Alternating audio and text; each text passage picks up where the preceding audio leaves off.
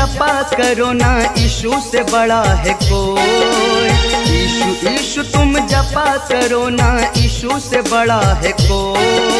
सब पापी कहलावे धर्मी, यीशु जपे सो होए।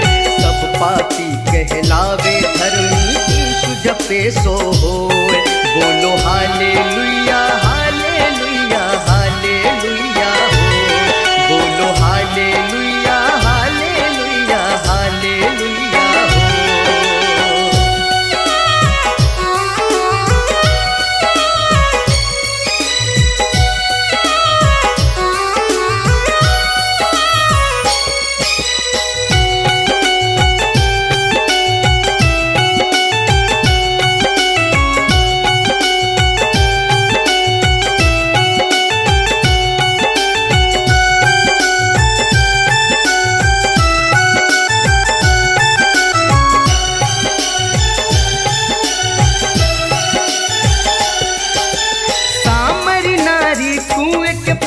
प्रभु के दर्शन पाई, 12 साल से लहू बहने वाली स्त्री को मिली चंगाई।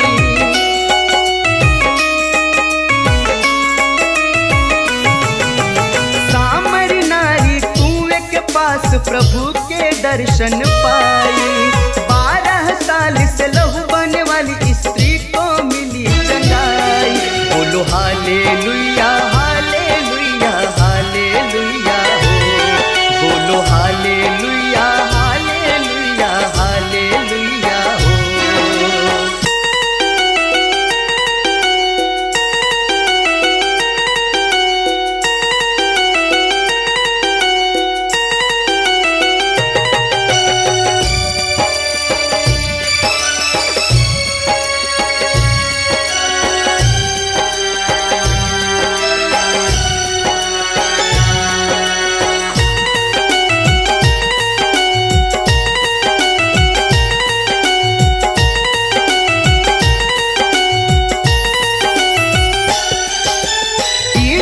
अक्सर बीमार और दुर्बल लोगों को स्वस्थ किए, अंधे गूंगे बहरे लंगड़े और कोढ़िन को चंग किए।